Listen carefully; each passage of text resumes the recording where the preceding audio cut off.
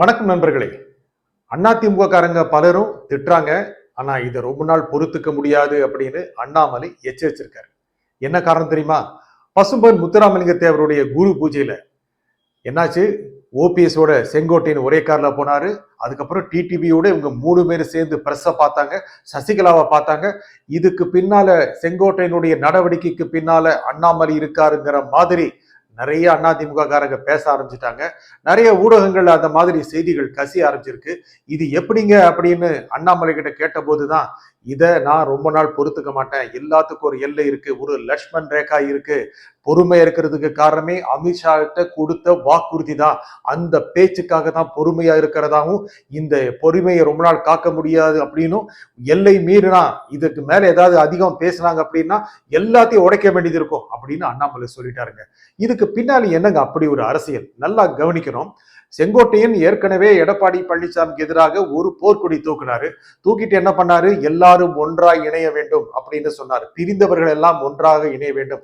நேரா டெல்லிக்கு போனாரு, நிர்மலா சீதாராமனை பார்த்தாரு, அமித்ஷா பார்த்தாரு. இதெல்லாம் இருந்த சமயத்துல என்னாச்சுன்னா, இதுக்கு பின்னால அண்ணாமலை இருக்காரு, கீ கொடுக்கிறாரு அப்படின்னு பேச துவங்கிட்டாங்க. என்ன காரணம் அப்படின்னா, கொங்கு மண்டலத்துல எடப்பாடிக்கு எதிராக அண்ணாமலை வளர்ந்துட்டாரு, மறுக்க முடியாது.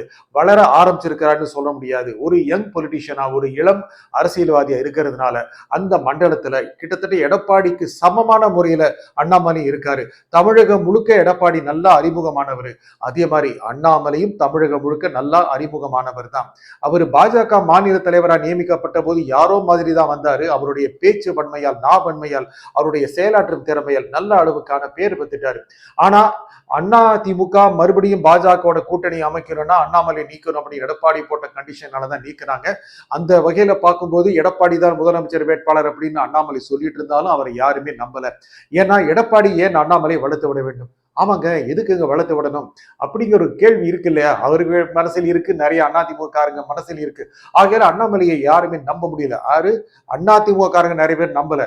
அது மட்டும் இல்லாம எடப்பாடி பழனிசாமி அடுத்த முதலமைச்சர் ஆயிரணும் அப்படின்னு ரொம்ப ஆசையா இருக்கிற பல நடுநிலை அரசியல் விமர்சகர்கள் எல்லாரும் என்ன பண்றாங்க அப்படின்னா, எடப்பாடிக்கு எதிராக அண்ணாமலை செயல்படுறாரு, அவரு திமுகவோட விருப்பங்களை செயல்படுத்துறாரு, இப்படியெல்லாம் ஊடகங்கள்ல கருத்துக்களை பதிய வச்சாங்க. அப்படி எல்லாம் இருக்குமாங்கிறது மிகப்பெரிய சந்தேகம். ஏன்னா இன்னைக்கு அளித்த பேட்டியில் கூட, செய்தியாளர்களுடைய சந்திப்பில் கூட அண்ணாமலை திமுகவை கடுமையா விமர்சனம் பண்ணியிருக்கிறார். திரு KN அவருடைய அமைச்சரவை, அவருடைய துறையின் கீழ் நடைபெற்ற பல்வேறு நியமனங்கள்ல ஊழல் நடைபெற்றிருக்கிறதா அமலாக்கத்துறை சொன்னதையும், அவங்க டிஜிபிக்கு வழக்கு தொடருங்க அப்படின்னு சொன்னதையும் நேரடியாக சொல்லி எதற்காக இந்த அளவுக்கு மறைக்கிறாங்க அப்படின்னு நேரடியா திமுகவை கடுமையா விமர்சனம் பண்றாரு.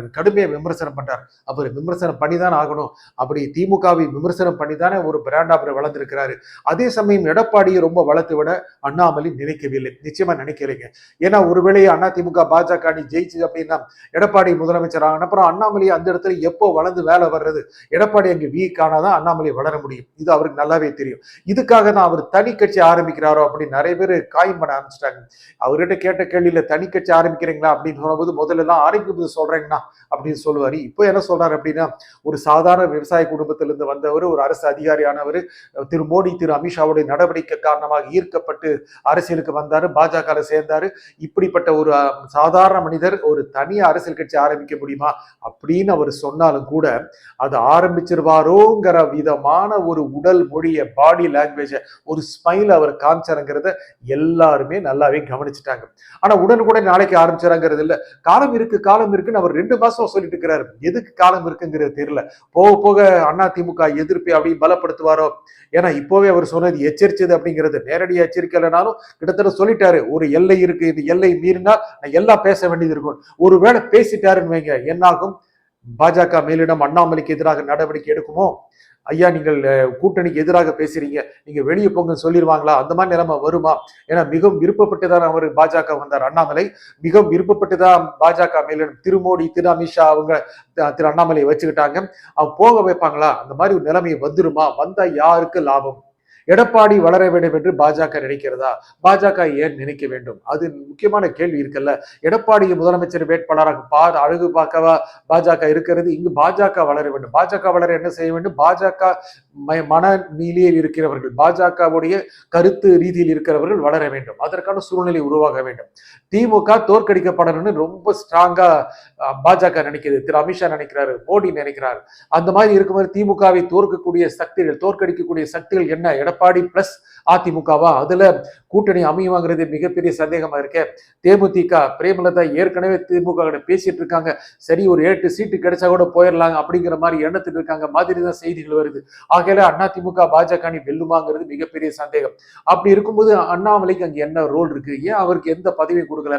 பதவியெல்லாம் வேண்டாங்க, அது உருக்கி அது வெங்காயம் ஆயிரும் அப்படி அவர் சொன்னாலும் கூட பதவி கொடுக்காமையே ஏன் பாஜக எப்படி இருக்கு? எல்லாரையுமே பதவி எடுக்கும்போது டாக்டர் தமிழிசை சவுந்தரராஜன், திரு முருகன் இவங்கெல்லாம் பதவி தமிழக பாஜக தலைவர் பதவியிலிருந்து நீக்கணும்னு அவங்களுக்கு ஒரு பொறுப்பு கொடுத்தாங்க. டாக்டர் தமிழிசைக்கு என்ன பொறுப்பு கொடுத்தாங்க? அவங்களுக்கு கவர்னர் பொறுப்பு கொடுத்தாங்க. திரு முருகன் மத்திய அமைச்சரானார். ஏன் அண்ணாமலை கொண்டு கொடுக்கல? அண்ணாமலை ஒரு சக்தியா அவங்க பார்த்துட்டு இருக்காங்க. தமிழ்நாட்டு கனவு சக்தியா பார்த்துட்டு இருக்காங்க. எந்த சமயனாலும் மறுபடியும் தமிழக பாஜக தலைவர் ஆகக்கூடிய வாய்ப்பும் அவருக்கு இருக்கு. உடனே சொல்ல முடியாது. ஆனா அதே சமயம் ஒரு தனி சக்தியா அவர் வளர்ந்துருவாரோ அப்படின்னு பாஜக பார்த்துக்கிட்டே தான் இருக்கு. தனி சக்தியா வளர்ந்தா என்ன அப்படின்னு பாஜக நிறைய பேர் நினைக்கிறாங்க. அவர் தனி சக்தியாக தனி கட்சி ஆரம்பித்தால் அவரால் செயலாற்ற முடியுமா? ஏன் செயலாற்ற முடியாது? அதுக்கான வாய்ப்பு நிறைய இருக்கத்தானே செய்யுது. அவர் அப்படியே போய் அவரும் ஓபிஎஸ் டிடிவி செங்கோட்டையன் அணிக்கு ஆதரவு கொடுக்கிற மாதிரி மாறிடுவாரோ? ஏன்னா அந்த அணி ஏற்கனவே பணியூர் பக்கம் போற மாதிரி இருக்கு. அதாவது தாவிகாவுடைய விஜய் கட்சி பக்கம் போற மாதிரி இருக்கு. அப்படி போனா ஒரு நல்ல பலமான கூட்டணி அமையும் அப்படின்னு எதிர்பார்க்கப்படுது. ஏன்னா அந்த பகுதியில முக்கியமாக தென் மாவட்டங்களில் டெல்டா பகுதிகள் பலவற்றிலே திரு ஓபிஎஸ்க்கு திரு டிடிவிக்கு நல்ல ஒரு பலம் இருக்கு. கணிசமான இடங்களை வெல்லக்கூடிய அளவுக்கு இருக்கு கூட்டணி அமைச்சாங்கன்னா விஜயோட. கொங்கு மண்டலத்துல விஜய்க்கு ஒரு ஸ்ட்ராங் ஹோல்டா அண்ணாமலை இருக்க வாய்ப்பு இருக்கல. இதெல்லாம் வச்சுதான் திரும்ப திரும்ப எடப்பாடியை பலவீனமாக்குவதற்கு அண்ணாமலை விரும்புகிறார் அப்படிங்கிற பேச்சு அதிகமா பரவிட்டு இருக்கு அதிமுகவுடைய வட்டாரத்துல. விஜய் தொடர்பான கரூர் சம்பவம் நடக்கும்போது விஜய்க்கு ஆதரவா முதல்ல குரல் கொடுத்தவர் அண்ணாமலை தான். அதுக்கப்புறம் தான் மற்றவங்க சரி அது விஜய்க்கு ஆதரவா கொடுக்காட்டியும் திமுகவை எதிர்த்து குரல் கொடுக்கலாம் அப்படின்னு மாறினாங்க. அது விஜய்க்கு ஆதரவாகவே போச்சு. நல்லா கவனிக்கணும். அண்ணாமலை அதை இனிஷியேட் பண்ணார். ஆக அண்ணாமலை ஒரு விஷன் வச்சிருக்கிறார், தமிழ்நாட்டுக்கு ஒரு விஷன் வச்சிருக்கிறார். அது திமுக தோற்கடிக்கப்பட வேண்டும். அவருடைய அஜெண்டால முக்கியமானதாக இருக்கும். அதே மாதிரி எடப்பாடி முதலமைச்சர் ஆகக்கூடாது அவர் உள்ளூர் விரும்புவார். வெளியே நேரடியாக சொன்னதில்லை, உள்ளூர் விரும்புவார். ஆனா திமுகங்க இதே மாதிரி அவர் விமர்சனம் பண்ணிட்டு இருந்தாருன்னா என்ன பண்ணுவார்? ஒரு சமயத்தில் வெளியே சொல்ல ஆரம்பிச்சிருவார்ல, என்ன காரணம் அப்படின்னு சொல்ல ஆரம்பிச்சிருவார்ல. அப்படியே போய் பார்க்கும்போது விஜய் அணி, அதுல டிடிவி ஓபிஎஸ் செங்கோட்டையன் அணி அப்படி சேர்ந்துரும். அண்ணாமலை மெதுவா வந்துடுவாரோங்கிற நிலைமை தான் இருக்குல்ல. ஆகல அண்ணாமலை ஒரு முக்கியமான சக்தி. நல்லா அருமையா பேசுறாரு, புள்ளி விவரங்கள் எல்லாம் சொல்றாரு. அப்பப்போ சில தவறான புள்ளி விவரங்கள் சொன்னாலும் கூட நிறைய அளவு சபைகள்ல ரொம்ப கடுமையா பேசுறாரு. நல்ல ஒரு ஆக்ரோஷமான ஒரு அரசியல்வாதியா இருக்கிறாரு. ரொம்ப டைனமிக்கா இருக்கிறாரு. அவர் நிறைய அரசியல் எதிர்காலம் இருக்கு. அவரும் கூட எதிர்காலத்தில் ஒரு முதலமைச்சர் வேட்பாளர் ஆகக்கூடும். அது யாருமே டிஸ்கவுண்ட் பண்ண முடியாது. தமிழ்நாட்டில் நிறைய பேர், நிறைய இளைஞர்கள் முதலமைச்சர் வேட்பாளருக்கு தயாரா தான் இருக்காங்க. உதயநிதி ஸ்டாலின் இருக்கிறாரு, நிச்சயமா விஜய் இருக்கிறாரு, அண்ணாமலை இருக்கிறாரு. இவங்களாம் யங் ஜெனரேஷன். அதெல்லாம் யாருமே பாரபட்சம் காட்டி நம்ம இங்க பேசல. எல்லாம் இருக்காரு. கொஞ்சம் தொலைவில் டிடிவி தினகரன் கூட இருக்காரு. அவரும் ஒரு பொட்டன்ஷியலான ஒரு கேண்டிடேட் தான். ஆகையால நம்ம யாருக்கும் சார்பாகவும் எதிராகவும் இல்லை. அண்ணாமலை இன்னைக்கு பேசுறது அதிமுக கொடுக்கப்பட்ட எச்சரிக்கை. அது ரொம்ப சீக்கிரத்துல அந்த எல்லை வந்துருங்கிற மாதிரி தான் தெரியுது. அவர் ஏதாவது பேச போய் அது கூட்டணிக்கே எதிராக போய் அவரை கட்சி விட்டு போக வேண்டிய நிலைமை வந்துருமோங்கிற மாதிரி கூட இருக்கு. அதுக்காக பாஜக மேலிடம்படி பொறுமையா பார்த்துட்டு இருக்காது. அதே மாதிரி அண்ணாமலை மேல ரொம்ப கோபம் வச்சிருக்காது. அண்ணாமலை வளர்ந்தா பரவாயில்லை அப்படிதான் பாஜக மேலிடம் நினைக்கும். இது எத்தனை பேருடைய இந்த வகையான ஆதரவு இருக்கும்போது அண்ணாமலை ஒரு தனி முடிவெடுத்து, நல்ல ஒரு தனி முடிவெடுத்து ஒரு வளமான தமிழகத்திற்கான வளமான தன்னுடைய எதிர்காலத்திற்கு திட்டங்களை வகுப்பார் அப்படிங்கிறதுல எந்த சந்தேகமும் இல்லை. நன்றி, வணக்கம்.